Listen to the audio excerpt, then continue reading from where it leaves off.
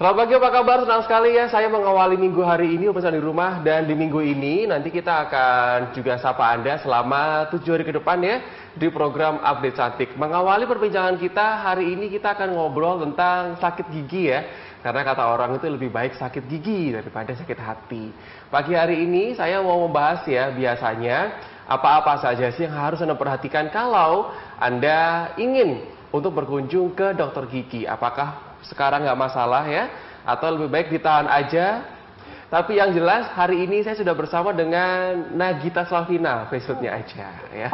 Selamat pagi dokter. Apa kabar? Ya soalnya aku ini melihat tadi sempet shock ini mas, salah narasumber nih kayaknya. Aku waktu pas ngeliat dokter Rosanti ya, ini wah kayak Mbak Gigi nih gitu facialnya.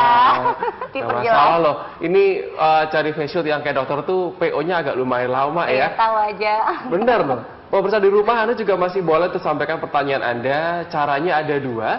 Anda boleh telepon lewat sambungan suara di nomor telepon yang masih sama 031200501 atau Anda boleh kirimkan pesan WhatsApp ya 0821 39096308. Nanti kita akan baca dan juga akan bahas pertanyaan Anda di segmen yang kedua. Dokter, kalau misalkan dulu kan kita pernah ngobrol juga, tapi waktu masih studio format yang lama ya, versi itu juga sudah lagi pandemi kan dokter ya, dan itu aku ingat benar dokter mengatakan bahwa memang kalau sakitnya masih bisa ditahan dan bahkan aku ingat ada penelpon yang cerita dan tanya sama dokter kalau ditambal pakai kapas dan apa ya, aku tuh lupa deh. Kalau nggak salah dia bilang pakai minyak tawon. Iya benar, itu tawon ya? Ya minyak apalah, minyak cengkeh kalau nggak salah. Pokoknya waktu itu ada penelpon yang tanya karena saking saking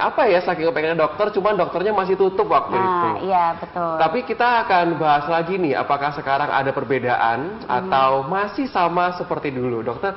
Ada perbedaan nggak sekarang ini daripada dulu? Ya, kondisinya aja kita sekarang sudah berbeda, Mas. Jadi karena pandemi ini akhirnya ada beberapa rule dan beberapa kondisi yang harus kita modifikasi, bahkan kita tambahkan. Jadi kalau dulu itu kita tinggal datang konsultasi secara offline, sekarang kalau bisa konsultasi itu kita alihkan dengan metode telemedicine. Ini yang sekarang lagi happening, semua rumah sakit hampir menerapkan cara itu. Jadi kita bisa berkonsultasi dengan pasien tanpa harus bertemu langsung. Nah, setidaknya ketika itu dokter bisa menentukan skala prioritas yang perlu dilakukan pada gigi pasiennya. Oke, nah pemirsa di rumah juga ingat sendiri ya bahwa memang terkadang itu banyak rumah sakit atau juga tempat klinik kesehatan untuk gigi itu juga menerapkan ada yang video call, ada yang telemedicine. Tapi ini masalahnya dokter Rosanti, kadang-kadang itu pemirsa di rumah atau juga pasien itu kan menganggap bahwa walaupun skalanya masih 1 sampai 10 itu dianggap ini udah urgent nih. Karena yang namanya pemirsa di rumah kan, gua nggak mau tahu nih, pokoknya aku sakit gitu ya, aku pengen ketemu sama dokternya gitu. Nah, caranya kita bisa membedakan ini sebenarnya masih skala yang 1 sampai skala yang misalkan nomor 10 itu ada urutannya nggak? Oh ya tentu pasti ada. Jadi lah itulah gunanya kita berkonsultasi dengan dokter ya. Cuman itu tadi kita harus mengubah metodenya. Ini sedikit cerita aja mas. Boleh. Karena orang itu memang tidak tahu mana yang urgent. Pengalaman saya tuh ada gini, malam-malam jam 11 dia telepon saya, hebohnya nggak karu-karuan, katanya anaknya giginya berdarah-darah, sakit dan nggak karu-karuan. Ternyata ketika itu saya datang ke rumah sakit karena alasan yang dia bilang urgent itu tadi, dan ketika datang itu cuman gigi yang persistensi. Yang artinya jadi persistensi itu adalah gigi yang goyang, bahasa Jawanya kiwil-kiwil lah mas, kiwil-kiwil.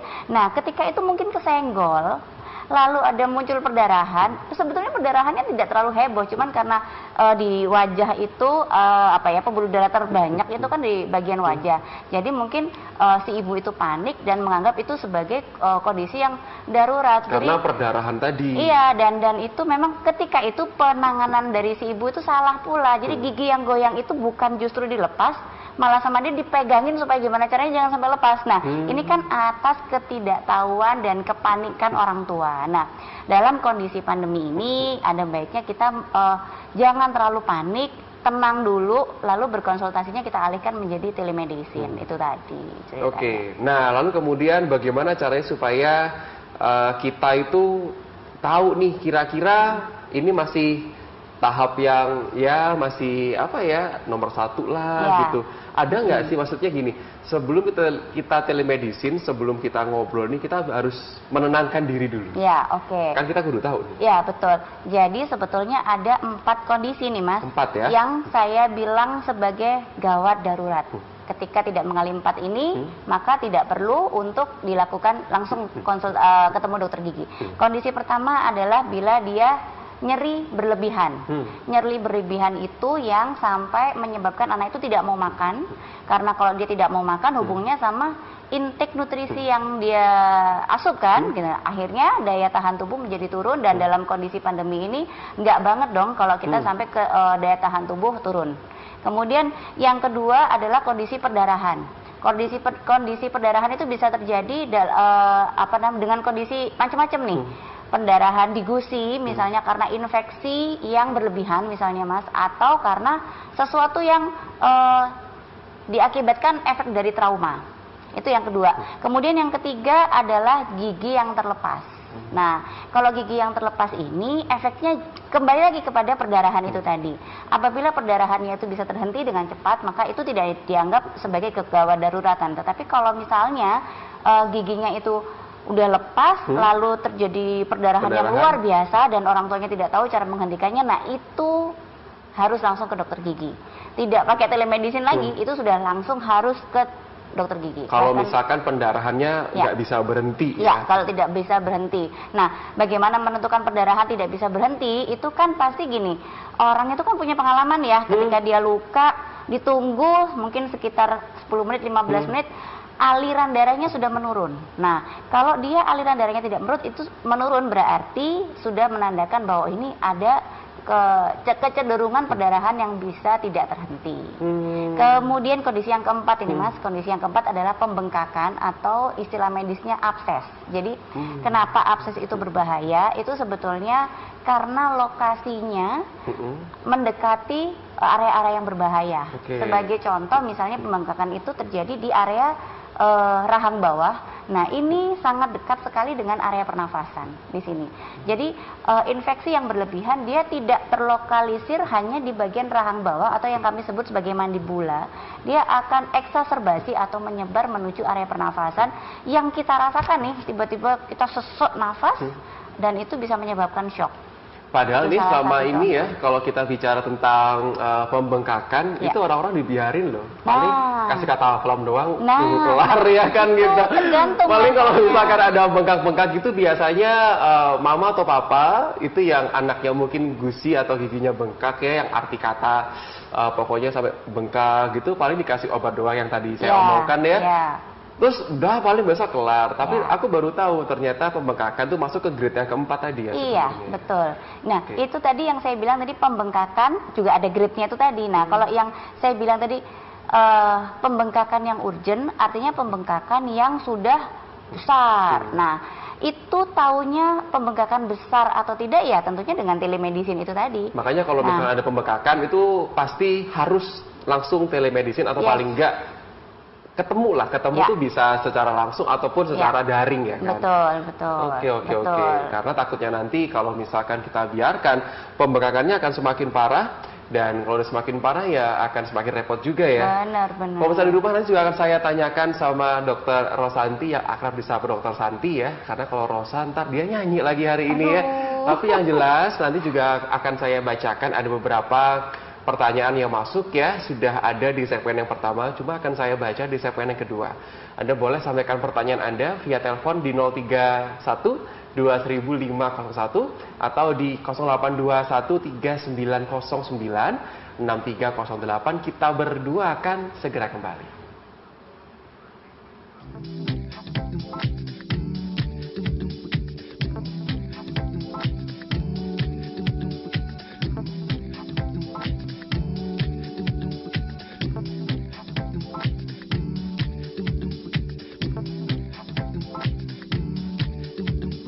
Oke, tema kita untuk pagi hari ini adalah supaya agar Anda tuh bisa tahu kapan waktunya Anda harus aware ya, kapan waktunya Anda kudu untuk tetap tenang.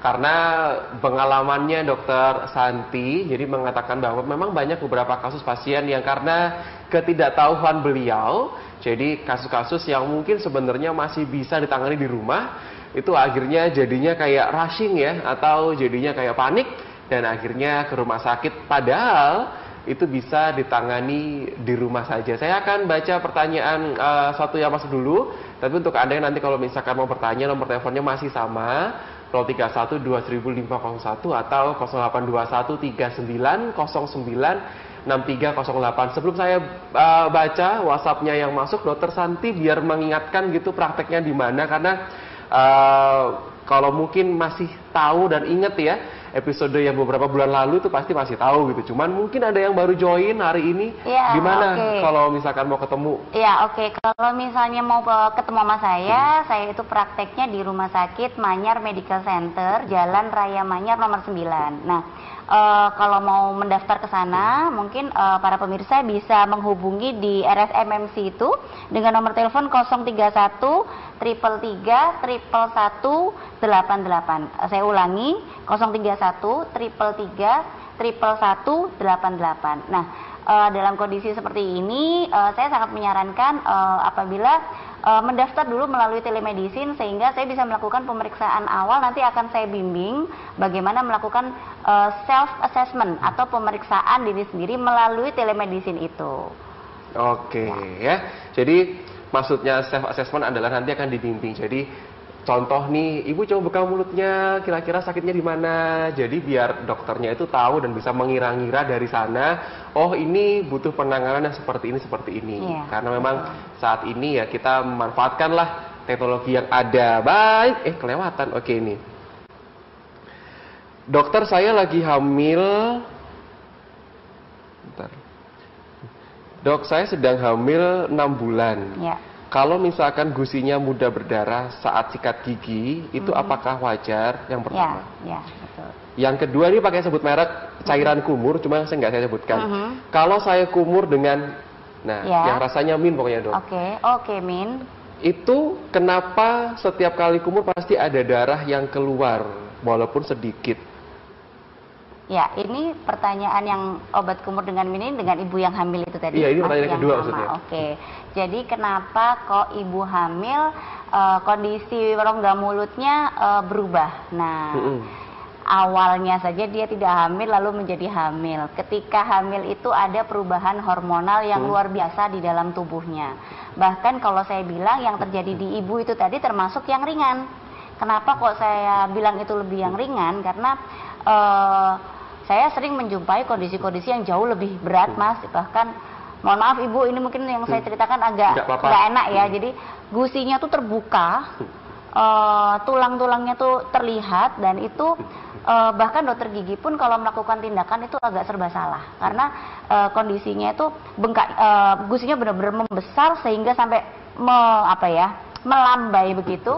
Kalau kita gampangnya aja kita potong lah istilahnya, gusi yang terbuka itu kita potong. Tetapi kalau dalam kondisi hamil kita tidak bisa melakukan tindakan itu, atau itu kita menyebutnya sebagai dieksisi. Nah, kita tidak bisa melakukan tindakan itu karena nanti ketika dia sudah melahirkan hormonnya kembali normal, gusi yang sudah dieksisi itu akan kembali menjadi tidak sempurna. Jadi akhirnya yang bisa dilakukan oleh dokter gigi hanya pengobatan saja, sebatas obat kumur saja. Jadi kalau misalkan sedang hamil tuh memang terkadang ada kasus seperti ini. Iya, betul. Jadi ada perubahan hormonal yang luar biasa itu yang menyebabkan keseimbangan rongga mulutnya pun jadi ikut berubah. Jadi gusi berdarah itu biasanya karena ada keradangan, itu juga bisa terjadi. Atau bisa dicek juga keradangan itu karena karang gigi mungkin. Ibu sebelum hamil mungkin tidak memeriksakan kondisi karang giginya, sehingga ketika dia hamil, ibu hamil, akhirnya menjadi lebih parah. Nah, Kemudian pertanyaan yang kedua, ibu tadi menyebutkan ibu menggunakan obat kumur yang rasanya mentol. Kayaknya sih yang istilahnya L itu yes, kali ya. I know. Oke. Nah, jadi obat kumur itu ada 2 macam, ibu. Jadi yang satu yang fungsinya benar-benar untuk antiseptik. Jadi untuk pengobatan. Intinya kalau ada virus ya dia bisa mematikan virus, ada keradangan dia bisa sangat mengurangi keradangan ya. Bahkan mengobatin untuk ada merek tertentu. Ada yang satunya lagi hanya untuk perbaikan odor atau aroma. Nah, biasanya memang kalau untuk perbaikan aroma dia mengandung rasa mentol itu tadi. Nah, pada kasus tertentu mentol itu pasti akan mengiritasi. Nah, kalau misalnya sudah teriritasi, akhirnya kondisi yang tadi sudah berdarah itu bisa diperparah dengan rasa mentol itu tadi. Jangankan mentol, kalau dalam kondisi seperti gusi sedang sensitif seperti itu, kita makan yang pedas juga bisa teriritasi. Jadi sebetulnya itu tidak berlaku pada sesuatu yang berasa mentol aja, tapi juga pedas, terlalu asam itu juga bisa berlaku. Sehingga sebetulnya pertolongan pertama pada kondisi ibu, gunakan obat kumur yang unsurnya antiseptik. Antiseptik. Ya, saya nggak boleh nyebutin merek juga nih. Jadi mungkin yang depannya inisial B atau ada lagi yang M. Yang M ini agak nggak terkenal, tapi memang itu sebetulnya lebih manjur untuk infeksi-infeksi pada keradangan gusi. Jadi ibu coba cari yang sifatnya antiseptik dan mungkin tidak saya bisa tambahin mentol. tidak mentol atau ada yang bening kok dan nggak berasa. Ya, gitu. Nah itu betul. Ada pokoknya di situ. Oke, saya mau tambahkan keadaan-keadaan yang akan dialami. Jadi keadaan-keadaan yang biasanya akan dialami untuk ibu yang sedang hamil. Ini mungkin beberapa ada yang lagi hamil. Jadi biar bisa tahu, oh ternyata wajar nih kayak gini. Apa aja selain gusi mudah berdarah. Oke, inget nggak ya Bu? Jadi ketika kita hamil, ini sesama ibu nih karena kita sama-sama pernah hamil. Saya keibuan juga. Oh iya ibu, oke. Mas gimana Mas pengalaman kehamilan? Lanjut ibu. Oke. Jadi begini, pada saat kita hamil kita pasti mengkonsumsi obat-obatan rutin. Mungkin bisa 1-2 tablet dan salah satunya adalah zat besi. Kok Yondelala yang zat besi itu aromanya juga kalau saya bilang seperti besi. Kalau saya bilang tuh kayak besi berkarat sehingga akhirnya dari rongga mulut kita pun akan muncul aroma yang tidak sedap. Kemudian tiba-tiba nih, ini penyebab yang dampak kehamilan kedua adalah gigi tiba-tiba menjadi super sensitif dan menjadi sangat rapuh. Nah itu saya sering menjumpai pada ibu-ibu hamil tiba-tiba tanpa penyebab tanpa apa ada giginya yang pecah.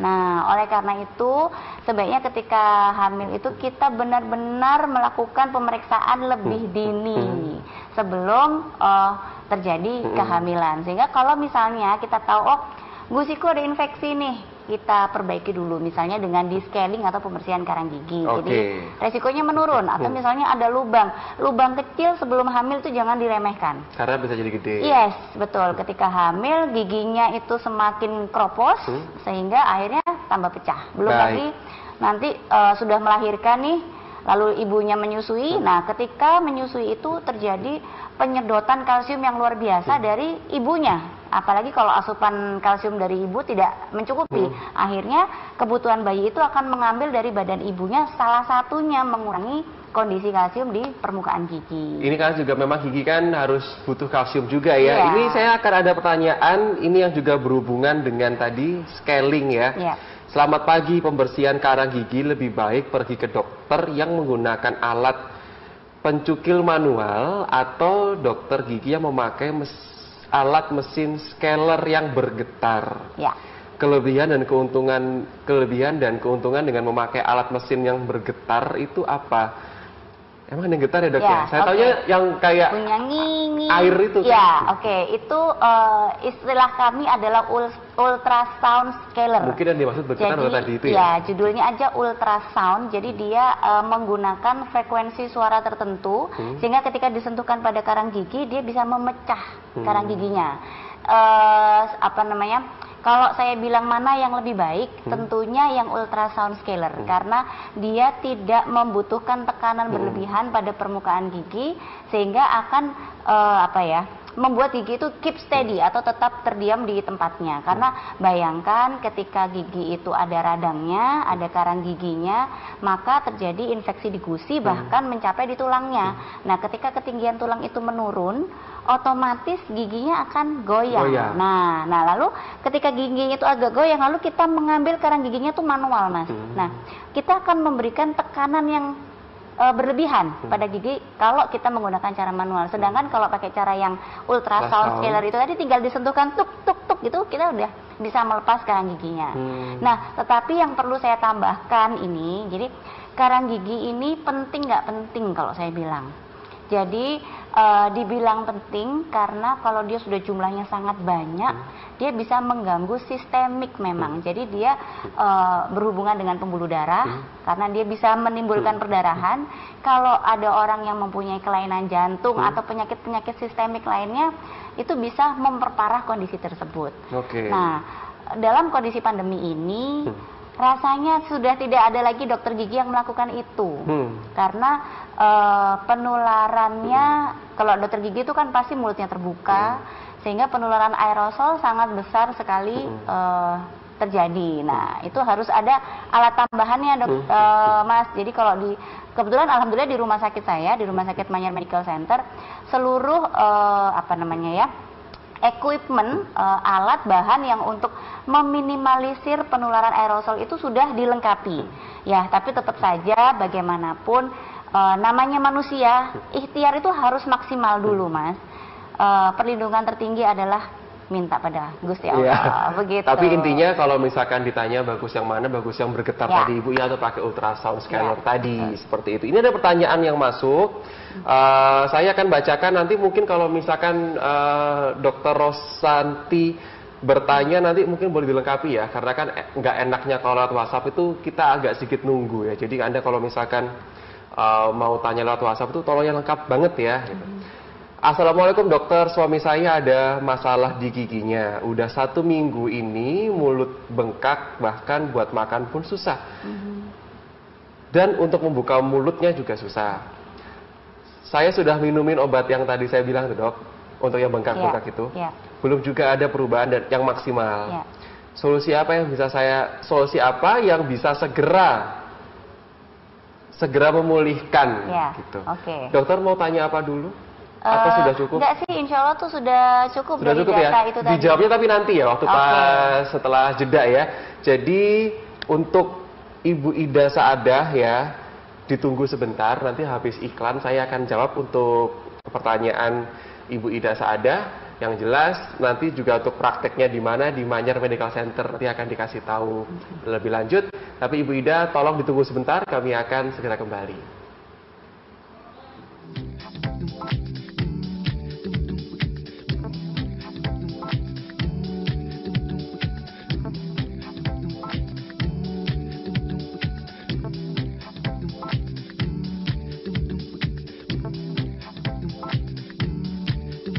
Mas, sekarang ini kan pemasukan agak berkurang dok ya, jadi saya lebih baik representatif. Ibu Ida Saadah, tolong dijawab dokter. Saya ulangi ya. Suaminya ada masalah gigi, udah 1 minggu, mulut bengkak, bahkan buat makan susah, serta untuk membuka mulut pun juga begitu. Sudah diminumin obat yang tadi, tapi belum juga ada perubahan yang maksimal. Solusinya seperti apa? Ya, jadi dari gambaran yang Ibu Ida sampaikan itu tadi, ada kesulitan buka tutup mulut ya Bu. Nah, kondisi itu disebut sebagai trismus. Dan saya curiganya itu dampak dari gigi bungsu atau gigi 8 atau gigi molar ketiga yang kondisinya miring, dan itu posisinya sangat di belakang sekali. Jadi gigi itu kalau di foto ronsen biasanya nampaknya akan miring atau bahkan tertidur, atau mungkin yang kondisi paling bagus itu dia bisa tegak tapi rahangnya tidak cukup, sehingga yang ada dia hanya mendesak gigi depannya, gusinya sebagian terbuka, lalu makanan terperangkap di antara gusi dan giginya dan menimbulkan radang. Nah, radang itu menyebar di temporomandibular joint atau bagian area buka tutup mulut ini kami menyebutnya sebagai temporomandibular joint, sehingga membuat kesulitan buka tutup mulut. Nah, yang Ibu lakukan sebetulnya itu sudah betul, diberi obat C itu tadi. Nah, tetapi kalau kondisi sampai sudah trismus, biasanya tidak hanya obat C itu tadi, biasanya akan membutuhkan antibiotik. Dan antibiotik itu harus dengan resep dokter, dan dokternya sebaiknya memang melihat. Nah, melihat itu tidak harus secara langsung, Bu, jadi bisa melalui telemedicine itu tadi. Nanti si dokter akan membimbing, mungkin ini, Bu, tolong titiknya dibuka begini, pakai senter. Nah, dari situ dokter bisa memastikan, oh kondisinya begini, antibiotiknya diresepkan apa, nanti resep itu akan dikoneksikan di apotek atau di farmasi, lalu dikirimkan kepada Ibu. Jadi semuanya online, begitu. Nah, masalah perlu tidaknya tindakan, itu kita menunggu dulu dari reaksi obat yang diberikan. Jadi dikasih obat dulu Ibu Ida, nanti kalau misalnya udah enakan dilanjut. Betul. Kalau ternyata nothing happen, maksudnya kok pancet aja ini, gitu, tindakan. Ya, betul. Kalau tadi Ibu bertanya lagi tentang yang instan, jadi gimana caranya instan sembuh dalam kondisi seperti itu, hampir saya katakan hampir tidak bisa. Kira-kira berapa lama? Wah, itu ya harus nunggu reaksi obat antibiotik itu tadi. Sampai berapa lama obatnya biasanya diresepkan? Obat itu biasanya antara 3 sampai 5 hari. Kalau kondisinya tidak parah, 5 hari itu sudah normal, tidak ada apa-apa. Baik Ibu, karena gantian nama yang lain gitu. Jadi masih banyak pertanyaannya. Ibu Ida, nanti Ibu Ida juga boleh hubungi teman-teman dari Dokter Santi. Monggo prakteknya di mana, nanti bisa langsung tanya ke rumah sakitnya. Oke, saya berpraktek di Rumah Sakit Manyar Medical Center, Ibu, Jalan Raya Manyar nomor 9.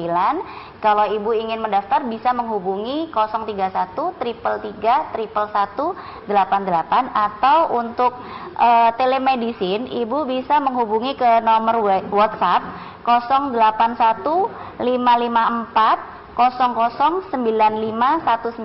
Saya ulangi nggih, untuk pendaftaran melalui online untuk telemedicine bisa menghubungi 081 554 009519. Atau mungkin kalau misalkan nggak sempat nyatet, pokoknya di Rumah Sakit Manyar Medical Center, nanti Ibu telepon rumah sakitnya aja, nanti akan dibimbing lebih gampang kalau misalkan nanti Ibu enak nih ngobrol di rumah sakitnya ya. Iya, selamat pagi Dok, jika mengeluarkan darah saat pembersihan karang gigi, itu apa normal ya? Dan itu menandakan penyakit gigi yang lebih serius? Saya ulangi ya. Selamat pagi dokter, jika mengeluarkan, karena kata-katanya nggak pakai tanda baca nih. Selamat pagi dokter, jika mengeluarkan darah saat pembersihan karang gigi, itu apakah normal atau menandakan buah penyakit gigi yang lebih serius lain? Ya, pokoknya gitu. Ya, jadi intinya dia yang kedua, pencegahan dan pembersihan karang gigi dengan odol tertentu itu apakah bisa? Apakah cukup dengan odol tertentu? Ya, saya langsung jawab yang pertanyaan kedua dulu aja. Karang gigi tidak bisa dibersihkan dengan pasta gigi maupun sikat gigi. Jadi dia harus pembersihan mekanik yang langsung di dokter gigi dengan alat ultrasound scaler itu tadi. Kalau pakai sikat gigi masih kurang keras, Mas. Nah, kemudian tentang perdarahan, justru membersihkan karang gigi yang benar itu harus keluar darahnya, Mas. Harus keluar darahnya. Oh gitu ya? Iya.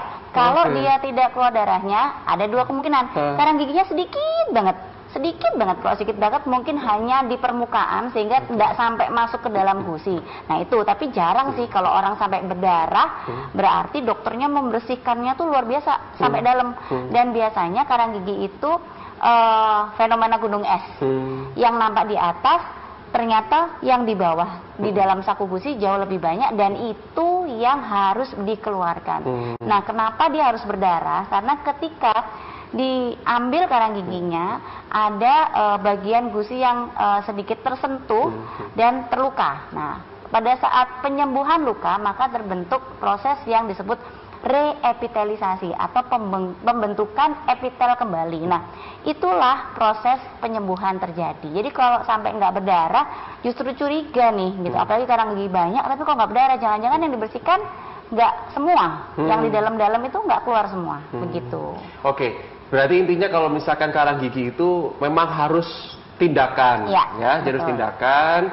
Dan kalau misalkan ditanya apakah keluar darah itu wajar atau ada penyakit yang lainnya, gitu. Wajar kakak, karena memang ya rata-rata harus mengeluarkan darah dalam arti kata tanda kutip ya. Jadi ibarat kata itu kalau sampai berdarah berarti dokter gigi itu bener nih, gitu ya. Gitu betul, ya. Betul. Oh iya. Jadi jangan takut, jangan panik ya. kita juga bagi waktu, Dokter Santi, Ya. apa yang paling sering dikeluhkan atau memang yang paling sering dokter tangani saat-saat seperti ini gitu. Jadi biar kita bisa tahu, oh yang paling banyak ternyata pembengkakan. Gimana nyegah untuk nggak bengkak? Iya, betul. Kok tahu sih Mas? Jadi memang yang paling parah itu kondisi pembengkakan. Jadi ini sepertinya nyambung sama kondisi psikologis kita di masa pandemi ya. Jadi sebetulnya lubang itu mungkin tidak terlalu dalam, atau kami menyebutnya borderline lah. Jadi dia dalam tapi belum sampai tembus. Tapi karena dia mungkin gelisah atau apa, sehingga daya tahan tubuhnya turun dulu, akhirnya giginya jadi muncul bengkak, di gusinya muncul bengkak. Nah, kalau misalnya bengkak itu levelnya ya rendah lah, jadi hanya seputar di gusi saja, itu masih bisa disembuhkan dengan pemberian resep antibiotik. Atau kadang-kadang kalau pasiennya itu termasuk yang oke, beranilah. Dokter akan memberikan instruksi tindakan yang dilakukan oleh pasien atas bimbingan dokternya. Jadi dokternya di sini, pasiennya di sana. Nanti kita kirim alat, ada alat disposable, saya kirimkan ke pasien, lalu kita bimbing caranya melakukan. Kayak starter kitnya lah. Yes, seperti itulah ceritanya. Oke. Jadi memang saat ini beberapa keluhan yang lagi sering dikeluhkan sama pasien adalah pembengkakan gitu kan ya. Betul. Itu ada banyak faktor bisa di rumah. Tapi ada nggak sih Dokter Santi cara untuk supaya kita bisa merawat gigi kita sama gusi ini agar supaya ya paling nggak itu nggak sampai pembengkakan? Itu biasanya karena apa yang paling sering? Bengkak itu terjadi karena lubang yang cukup dalam dan pasti ada makanan di dalamnya tersumbat, intinya gitu. Jadi bengkaknya itu efek dari gas yang dihasilkan dari bakterinya. Nah, bakteri itu pinginnya keluar ke atas, alias ke bagian permukaan gigi. Tetapi dia tidak bisa keluar ke atas karena ada sisa makanan yang numpuk di situ.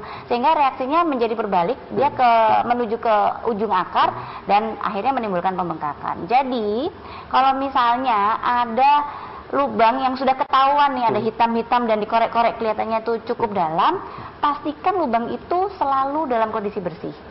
Jadi gosok gigi itu sudah jelas. Nah, kalau lubangnya lebih dalam, gosok gigi itu harus ditambahin lagi dengan pembersihan manual yang lebih dalam. Kalau nggak mau ke dokter gigi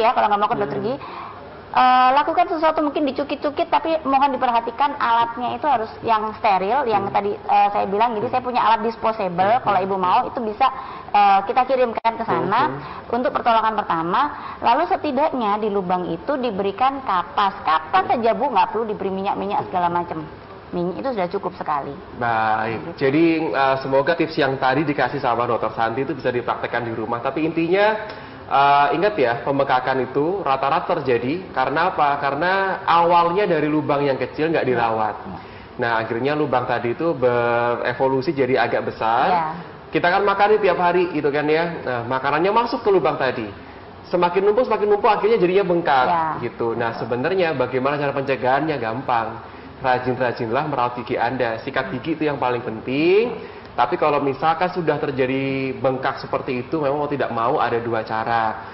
Anda bisa langsung konsultasi sama dokter, baik itu lewat daring atau telepon, atau kalau dirasa emang udah nggak bisa dan udah nggak tahan, ini memang harus ke rumah sakit ya, nanti akan ke rumah sakit. Kita harus jeda sebentar dari kode sama MCR, kita masih ada satu segmen lagi, kami akan segera kembali.